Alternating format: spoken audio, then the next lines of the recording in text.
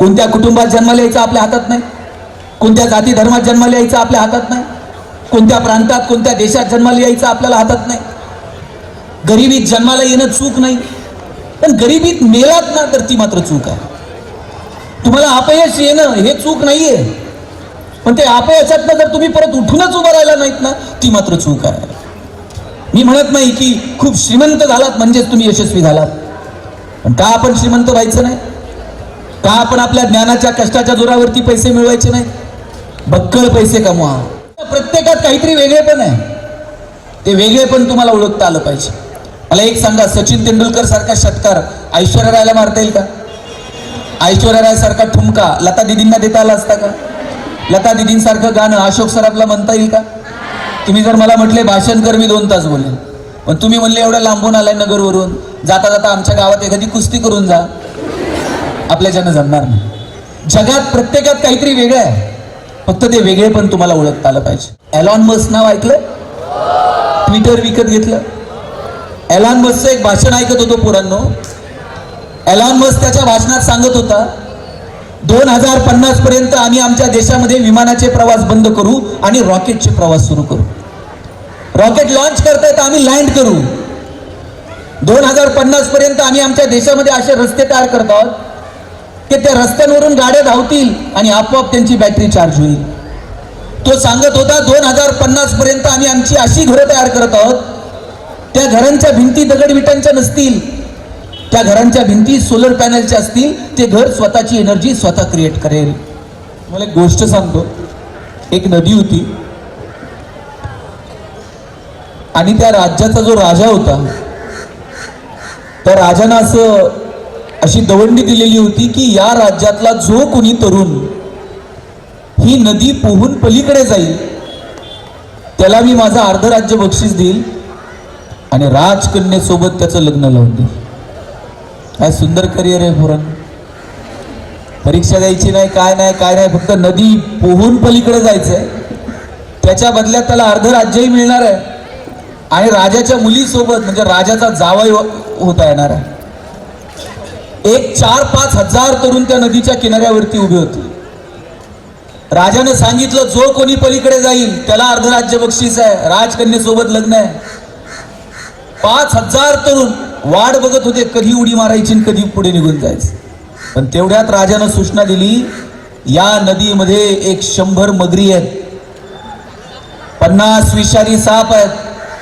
ते सगळे तरुण म्हणले, राज्य तुलाच राहू दे, तुझी पोरगी तुलाच राहू दे. कोणीही नदीत उडी मारायला तयार नव्हतं. 5000 पोरांपैकी एकानं धबदिशी आवाज आला, सगळ्यांनी बघितलं, एकच जण उडी मारून पुढे निघालेलं होतं. पोहून पलीकडे चालल्या, अनेक मगरी आडव्या आल्या, त्यांनी सगळ्यांना बाजूला केलं. अनेक संकट आली, ते सगळी संकट बाजूला करत करत करत रक्तबंबाळ होऊन तो नदीच्या पुढच्या किनाऱ्यावरती जाऊन उभा राहिला. 5000 तरुणांपैकी एकानंच हे धाडस दाखवलं. राजानं त्याला अर्ध राज्य बक्षीस दिलं, राजकन्येसोबत लग्न लावून दिलं. हा राजा झाला. 8-15 दिवस होऊन गेले लग्नानंतर आणि मग त्या मुलीनं त्या राजकन्येनं विचारलं, 5000 जण उभे होते, तुम्ही एकटेच एवढे शूर कसे? तुम्ही एकट्यानंच एवढं धाडस कसं दाखवलं? तुम्ही एकट्यानंच अशी उडी का मारली? त्यावेळेस ते त्या राजकन्येला सांगताय, त्याच्या बायकोला सांगताय, तू जो विचार करते ना तोच विचार मी पण करतो. आम्ही 5000 जण उभे होतो, मला नेमकं ढकललं कुणी नदीत त्याला शोधतोय म्हणलं. पुढे आपण जाणार आहोत, आमच्यामध्ये ताकद आहे, पण कुणीतरी ढकलणार असावं लागतं. मला वाटतं आपण सगळेजण या प्रवाहाच्या काठावरती उभे आहोत. हे ढकलण्याचं काम येणाऱ्या काळामध्ये जिजाऊ संस्थेनं करावं अशी अपेक्षा या कार्यक्रमाच्या निमित्तानं व्यक्त करण्यासाठी मी इथं आलेलो आहे. पोरांनो, तुमच्यामध्ये प्रचंड ताकद आहे, तुमच्यामध्ये प्रचंड एनर्जी आहे. आज तर बघा, इथं मुलींची संख्या मला मुलांच्या पेक्षा जास्त वाटते आणि मुली मुलांपेक्षा जरा शांत बसल्यात, सिन्सिअर आहे. आज तुम्ही कोणतेही निकाल बघा, 10वीचे 12वीचे, मुलांपेक्षा मुलगी पुढे आहे. अगदी ग्रामसेविकेपासून तर राष्ट्रपती पदापर्यंत आणि बसच्या कंडक्टर पासून तर थेट पायलट पर्यंत असं एकही क्षेत्र नाही की जिथं मुली मागे आहेत. प्रत्येक क्षेत्रात तुम्ही मुलांपेक्षा सुद्धा 2 पावलं पुढे आहात. पोरांना काय राग आला का रे? त्या किती हुशार असल्या तरी शेवटी तुम्हालाच मिळणार आहेत. फक्त आतापर्यंत चॉईस तुमच्याकडे होता, इथून पुढे त्यांच्याकडे असणार आहे. मला खात्री आहे तुमच्यापैकी कुणीतरी उद्या अधिकारी होईल, कुणीतरी उद्योग व्यवसायात असेल, कुणी प्रशासनात असेल, कुणी राजकारणात असेल, कुणी समाजकारणात असेल. या 5-6 मुली अशा गावाकडे जेव्हा येतील ना वाड्यात, एकमेकीला फोन करतील, चल रे जरा ठाण्याला जाऊन येऊ. मग त्या बाकीच्या मुली म्हणतील, मैत्रिणी म्हणतील, अरे ठाण्याला काय? नाही ते मुलाचे वडील महिना झाले फोन करतात, मुलगा बघून जा, मुलगा बघून जा. त्या 5-6 जणी गाडी घेऊन मुलगा बघायला निघणार. आपण जर नीट अभ्यास केला नाही तर आपला भाऊ दारात रांगोळी काढत असणार. आपण असं आरशा पुढं इन बिन करून उभं राहायचं. मग त्या येणार, असं पायावर पाय टाकून बसणार. आपण चहान पोहे घेऊन जायची. ती असं डोळ्यात डोळे घालून विचारणार, का रे स्वयंपाक बिपाक जमतो का? पोरींनी जर होकार दिला तर आपली लग्न होतील अशी परिस्थिती लक्षात घ्या. मुलं कमी आहेत असं मला म्हणायचं नाही, पण आपण अभ्यास केला पाहिजे, आपण सिन्सिअर राहिलं पाहिजे. आणि जोपर्यंत तुम्ही तुमच्या करिअरच्या दृष्टीने सिन्सिअर होत नाही, साहेबांचं आपण सगळेजण टाळ्या वाजवून स्वागत करूया. लक्षात घ्या पोरांनो, ही जी आयुष्यातली पुढची 5-10 वर्ष आहेत ना, ही थोडीशी गांभीर्यानं घ्या. आत्ताची पोरं टावळ्या करतात, ज्या मुलांना अभ्यासाचं गांभीर्य नाहीये. मार्केटमध्ये आल्यानंतर आपल्याला कळतं की 1 रुपया कमवणं किती अवघड आहे. तुम्ही आज सर्वसामान्य कुटुंबात जरी जन्माला आलेला असला तरी तुमची सामाजिक आणि आर्थिक परिस्थिती बदलण्याचं सामर्थ्य जर कशात असेल ना, तर ते केवळ आणि केवळ शिक्षणामध्ये आहे. आज संविधान दिन साजरा करत असताना प्रत्येकानं डॉक्टर बाबासाहेब आंबेडकरांचं नाव घेतलं. डॉक्टर बाबासाहेब आंबेडकर सर्वसामान्य कुटुंबात जन्माला आलेली व्यक्ती हो, पण आपल्या ज्ञानाच्या जोरावरती आजही तुमच्या माझ्या ओठांवरती बाबासाहेब आंबेडकरांचं नाव आहे. कारण एकच आहे, त्यांचं ज्ञान, त्यांचं शिक्षण. महात्मा गांधी एकच कारण आहे, त्यांनी देशाप्रती दिलेलं योगदान, त्यांचं शिक्षण. अहो बॅरिस्टर आहेत, वकिली करून लाखो रुपये मिळवता आले असते. महात्मा गांधींनी ज्यावेळेस वकिली सुरू केली, एकाची केस त्यांच्याकडे होती आणि 4 दिवसानं कोर्टात त्यांच्या लक्षात आलं की ज्याची केस मी चालवतोय तेच आरोपी आहे. आणि महात्मा गांधींनी कोर्टात सांगितलं की माझा अशीलच आरोपी आहे, याला शिक्षा देण्यात यावी. नंतर कोण जाईल केस घेऊन गांधींकडे? कोर्टाच्या बाहेर अर्ज लिहून देण्याचं काम गांधींना करावं लागलं. दक्षिण आफ्रिकेत एक केससाठी गेले, तिथल्या स्वातंत्र्य लढ्यासाठी झोकून दिलं. आणि आज महात्मा गांधी, महात्मा हे नाव पुढे लावलं जातं. मला तुम्हाला सगळ्यांना आवर्जून सांगायचं की तुमची परिस्थिती जर तुम्हाला बदलायची असेल पोरांनो, तर शिक्षण सोडून दुसरा पर्याय नाही. म्हणून आज तुम्ही जे काही शिकताय ना, ते गांभीर्यानं घ्या. आणि मला हेही म्हणायचं नाही की केवळ तुम्ही मार्क मिळवले म्हणजेच तुम्ही यशस्वी होता. आणि दुसऱ्या बाजूला मला हेही म्हणायचं नाहीये की यशस्वी व्हायचंय मग मार्क मिळवू नका. पण केवळ तुमच्या गुणपत्रिकेला आलेली गुणांची सूज म्हणजे तुमची गुणवत्ता नाहीये, हे तुम्हाला ठरवता आलं पाहिजे. तुमच्या प्रत्येकात काहीतरी वेगळेपण आहे, ते वेगळेपण तुम्हाला ओळखता आलं पाहिजे. मला एक सांगा, सचिन तेंडुलकर सारखा षटकार ऐश्वर्या रायला मारता येईल का? ऐश्वर्या राय सारखा ठुमका लता दिदींना देता आला असता का? लता दिदींसारखं गाणं अशोक सराफला म्हणता येईल का? तुम्ही जर मला म्हटले भाषण कर, मी 2 तास बोलेन. पण तुम्ही म्हणले एवढं लांबून आलाय नगरवरून, जाता जाता आमच्या गावात एखादी कुस्ती करून जा, आपल्याच्यानं जमणार नाही. जगात प्रत्येकात काहीतरी वेगळं आहे, फक्त ते वेगळे पण तुम्हाला ओळखता आलं पाहिजे. मी एक गंमत सांगतो. मी कॉलेजला गेलो होतो आणि ज्यावेळेस मी MBA ला ॲडमिशन घेतलं, माझ्या सरांनी मला विचारलं, गणेश तुला MBA कशात करायचं? मी म्हटलं मला ह्युमन रिसोर्स मॅनेजमेंटमध्ये MBA करायचं. वर्गात ते प्रत्येकाला विचारायचे कोण MBA कशात करणार. आमच्या वर्गात एक बोबडं बोलणारं पोरगं होतं. त्याला विचारलं तुला MBA कशात करायचं आहे? तो म्हटला मला मार्केटिंगमध्ये MBA करायचं आहे. म्हटलं त्याला र बोलता यायचं नाही. सर म्हटले तुझं बॅकग्राऊंड कॉमर्स आहे, तू फायनान्समध्ये MBA कर. ज्याला मार्केटिंगमध्ये MBA करायचं त्याला नीट बोलता आलं पाहिजे. वर्गात उठून उभं राहायला म्हणला असेल कळणार तर मार्केटिंग मध्ये MBA कळणार नाही तर शिकणार नाही वाटत. सर म्हटले तुला काय करायचं ते कर, आपण परीक्षा घेऊयात आणि शोधूयात की कुणामध्ये मार्केटिंगचं टॅलेंट आहे. आणि परीक्षा काय, आम्हाला 100 रामायणाच्या प्रती दिल्या आणि सांगितलं या बाजारात जाऊन विकून यायच्या, ज्याच्या सगळ्यात जास्त विकल्या जातील आपण समजूया त्याच्यामध्ये मार्केटिंगचं टॅलेंट आहे, त्यानं मार्केटिंगमध्ये MBA करावं. आम्हाला वाटलं आम्ही बोलणारी पोरं 100 रामायणाच्या प्रती तर अशा बाजारात जाऊन विकून येऊ. 8 दिवस आम्ही बाजारात फिरलो. 9व्या दिवशी वर्गात आलो. सरांनी विचारलं गणेश 100 पैकी किती प्रती गेल्या? म्हणलं 4. राहुल 8. संतोष 10. मार्क मिळवणारी पोरं पण 20 पेक्षा जास्त प्रती कुणाच्याच गेल्या नाही. बोबडं बोलणारं पोरग मागच्या बाकावर बसायचं. त्याला विचारलं तुझ्या किती गेल्या रे? म्हणला सल 100च्या 100 प्रती विकून आलो. म्हटलं सर म्हटलं केलं का? मार्केटिंगची कोणती स्ट्रॅटेजी, कोणतं रेफरन्स बुक? म्हणला काहीच नाही, लोकांच्या दालात जायचो, बेल दाबायचो, लोक बाहेर यायची, लोक बाहेर आली की समोर लामायण ठेवायचो आणि सांगायचं हे लामायण विकत घेता का वाचून दाखवू?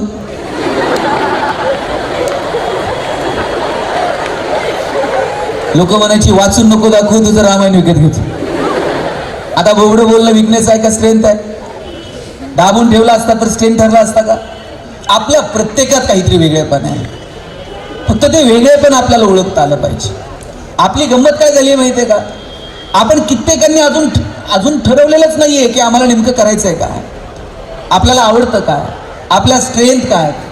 तुमच्या प्रत्येकात काहीतरी स्ट्रेंथ आहे, पण तुमच्या स्ट्रेंथ आणि तुमच्या विकनेस तुम्हाला ओळखता आल्या पाहिजे. तुमच्यामध्ये प्रचंड ताकद आहे, फक्त ती एनर्जी कुठे वापरायची हे ठरवता आली पाहिजे. एनर्जी कॉन्झर्वेशनचा नियम आहे, एनर्जी नव्यानं क्रिएट करता येत नाही आणि ती डिस्ट्रॉय पण होत नाही. ती फक्त एका फॉर्म मधून दुसऱ्या फॉर्म मध्ये ट्रान्सफर होते, डायव्हर्ट होते.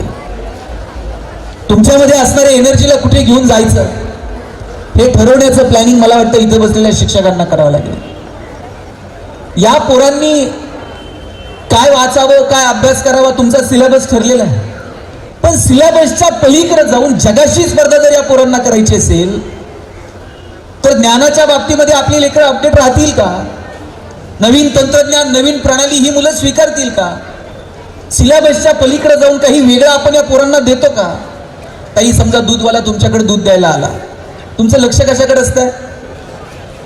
त्याच्या मापाकडे असतं. तुमचं लक्ष त्या पहिल्या मापाकडे नसते दूधवाल्याच्या. पहिलं माप तर त्याच्या बापाला टाकावं लागणार आहे, पण त्याच्यानंतर ते वरतून एक फुकटची धार टाकतं बघा. आपलं लक्ष त्या दुसऱ्या मापाकडे असतं. शासनाच्या परिपत्रकानुसार काम करावं लागेल, सिलेबस कंप्लीट करावं लागेल, पण या सगळ्याच्या पलीकडे जाऊन या लेकरांसाठी आपण काही वेगळी धार ओततो का? त्यांनी काही नव्यानं काही करावं याच्यासाठी प्रयत्न करतो का? मला वाटतं याच्यावरती या पोरांचं करिअर अवलंबून आहे. एलॉन मस्क नाव ऐकलं? ट्विटर विकत घेतलं. एलॉन मस्कचं एक भाषण ऐकत होतो पोरांनो. एलॉन मस्क त्याच्या भाषणात सांगत होता 2050 पर्यंत आम्ही आमच्या देशामध्ये विमानाचे प्रवास बंद करू आणि रॉकेटचे प्रवास सुरू करू. रॉकेट लॉन्च करतायत आम्ही लँड करू. 2050 पर्यंत आम्ही आमच्या देशामध्ये असे रस्ते तयार करत आहोत की त्या रस्त्यांवरून गाड्या धावतील आणि आपोआप त्यांची बॅटरी चार्ज होईल. तो सांगत होता 2050 पर्यंत आम्ही आमची अशी घरं तयार करत आहोत, त्या घरांच्या भिंती दगडविटांच्या नसतील, त्या घरांच्या भिंती सोलर पॅनलच्या असतील. ते घर स्वतःची एनर्जी स्वतः क्रिएट करेल. बाहेरच्या देशातली पोरं हा विचार करतात की आमची घरं सोलर पॅनलची असतील, त्यांची एनर्जी ते तयार करतील. आम्ही कुठे आहोत? आमच्या डोक्यात अजून पण चाललंय आकडा कसा टाकायचा, लाईट गेल्यावर काय करायचं. आम्ही कधी बदलणार आहोत? मला असं म्हणायचं नाही आपण मागे आहोत, पण काळाच्या बरोबरीनं काळाच्या पुढे 2 पावलं चालण्यासाठी आम्हाला प्रयत्नांची पराकाष्ठा करावी लागेल. आणि ती ताकद तुमच्यात आहे. संकट येत राहतील, पण त्या संकटांना बाजूला टाकून पुढे जाता येईल का? आणि उद्या तुम्ही कितीही कारणं दिली, नाही आमची परिस्थिती नव्हती, आमच्याकडे शिक्षणाच्या सुविधा नव्हत्या, आम्हाला मार्गदर्शन करणारं कुणी नव्हतं, म्हणून आम्ही काही करू शकलो नाही, म्हणून आम्ही गरिबीत राहिलो, काय तुम्ही कितीही अपयशाची कारणं सांगितली, कोण विचारतो त्या कारणांना? अपयशाची कितीही कारणं सांगत बसलात आणि अपयशी झालात तर लोक 2 दिवस तुमच्याविषयी दुःख व्यक्त करतील, 2 मिनिट तुमच्यासाठी हळहळतील, पण त्यानंतर कुणालाही तुमच्याकडे बघायला वेळ नाही. कोणत्या कुटुंबात जन्माला यायचं आपल्या हातात नाही, कोणत्या जाती धर्मात जन्माला यायचं आपल्या हातात नाही, कोणत्या प्रांतात कोणत्या देशात जन्माला यायचं आपल्याला हातात नाही. गरिबीत जन्माला येणं चूक नाही, पण गरिबीत मेलात ना तर ती मात्र चूक आहे. तुम्हाला अपयश येणं हे चूक नाहीये, पण ते अपयशातनं जर तुम्ही परत उठूनच उभं राहिला नाहीत ना ती मात्र चूक आहे. मी म्हणत नाही की खूप श्रीमंत झालात म्हणजेच तुम्ही यशस्वी झालात, पण का आपण श्रीमंत व्हायचं नाही? का आपण आपल्या ज्ञानाच्या कष्टाच्या जोरावरती पैसे मिळवायचे नाही? बक्कळ पैसे कमवा. पण तुकाराम महाराजांनी सांगितलेले एक वाक्य आयुष्यभर लक्षात ठेवा, जोडून या धन उत्तम व्यवहारे. आपला व्यवहार उत्तम असला पाहिजे, कोणाला फसवायचं नाही, चोरी लबाडी करायची नाही, कष्टानं जेवढं कमवता येईल तेवढं कमवायचं. माझे वडील तर सांगतात, वाईट मार्गाने मिळवलेले पैसे म्हणजे प्रेतावरची फुलं आहेत, हसवी देत नाहीत आणि रडवी देत नाहीत. चांगल्या मार्गाने जेवढं कमवता येईल ना पोरांना तेवढे पैसे कमवा, आनंदी राहा, मस्त जगा, मोठी स्वप्न बघा. आज PI साहेब इथं आलेले आहेत पंढरपूरचे. एका सामान्य कुटुंबात जन्माला आलेली एक व्यक्ती, अभ्यास करते, MPSC परीक्षा उत्तीर्ण होते, आज अधिकारी आहेत, आज तुमचं इथलं सगळं पोलीस स्टेशन त्यांच्या ताब्यात आहे. तुम्हाला जर सिस्टीम बदलायची असेल ना, सिस्टीमला शिव्या देऊन उपयोग नाही. If you want to change the system first you have to reach there and then you can change it. Chambare साहेबांना मी विचारलं, का तुम्हाला वाटतं पोरांसोबत बोलावं, त्यांच्या शिक्षणाच्या संदर्भानं काम करावं? ते म्हटले की ज्या वेळेस माझ्या तालुक्यातले माझ्या जिल्ह्यातले 100-150 पोरं अधिकारी होतील ना त्यावेळेस वेगळं काही करायची गरज भासणार नाही. ही पोरं हा तालुका बदलतील, माझा जिल्हा बदलतील, माझं गाव बदलतील. आणि लक्षात घ्या, महात्मा गांधींचं फार सुंदर वाक्य आहे पोरांनो, अमर्याद क्षेत्रात मर्यादित काम करण्यापेक्षा मर्यादित क्षेत्रात अमर्याद काम करू. आमचं क्षेत्र मर्यादित असेल, माझं गाव असेल, माझा तालुका असेल, माझा जिल्हा असेल, माझं घर असेल, पण त्या मर्यादित क्षेत्रात मला अमर्याद काम करता आलं पाहिजे. तुम्ही हिवरे बाजार नाव ऐकलंय? पोपटराव पवार एक सरपंच आहेत, पद्मश्री पुरस्कारानं सन्मानित झाले. छोटं गाव आहे हिवरे बाजार, पण एवढं काम केलं की जगाला दखल घ्यावी लागली. राळेगण सिद्धी अण्णांनी एवढं काम केलं, जगाला दखल घ्यावी लागली. तुमचं गाव छोटं असेल, तुमचा तालुका असेल, जिल्हा असेल, असं काम करायचं की जगाला वाटलं पाहिजे की अरे शाळा बघायची ना ते अमुक अमुक शाळा बघा, गाव बघायचंय ना ते अमुक गाव बघा.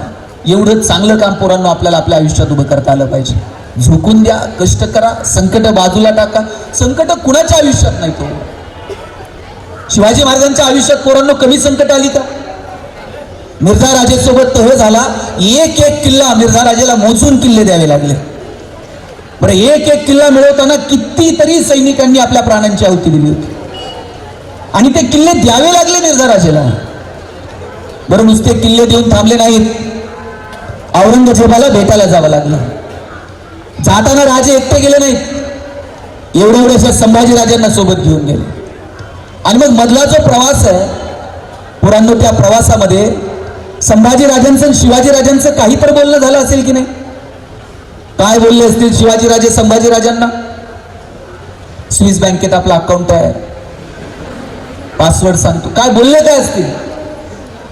शिवाजीराजांनी सांगितलं असेल, शंभूराजे आतापर्यंत तुम्ही जिंकणं बघितलं, आतापर्यंत तुम्ही यश बघितलं, आयुष्यातला संघर्ष सुद्धा जवळून बघा, चला माझ्या सोबत घेऊन गेले.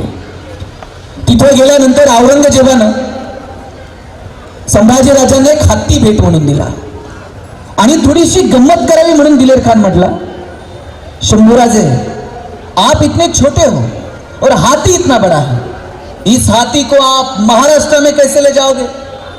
एवढा संभाजी राजा दिलेर खानाच्या डोळ्यात डोळे घालून सांगतोय, तो जानवर है, बैठ कर जाएंगे, नहीं आया तो खींच कर ले जाएंगे, लेकिन हमारे आबा साहब ने जो आपको किले दिए हैं वो तो अभी महाराष्ट्र में है, उन्हें आप आगरा कैसे ले आओगे?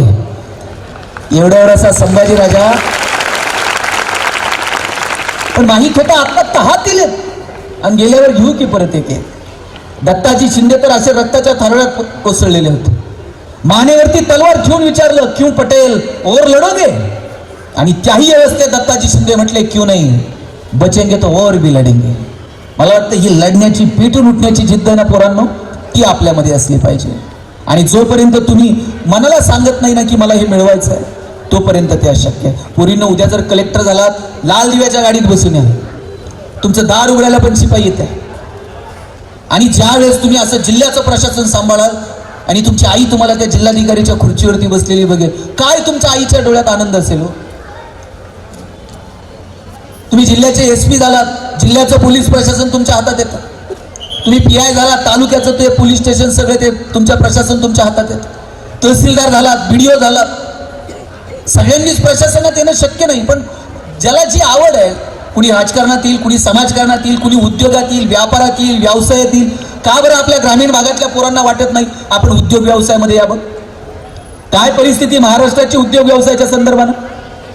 टायरवाले केरळचे, किराणा व्यवसायात पटेल, हार्डवेअरची दुकानं भोरींची, बांधकाम व्यवसायातील पिछे लोक, गवंडी सगळे बिहारचे, सुतारकामात राजस्थानी, हॉटेल सगळी दक्षिणात्यांकडं, चायनीजच्या गाड्या पूर्वांचलचे तरुण चालवतात.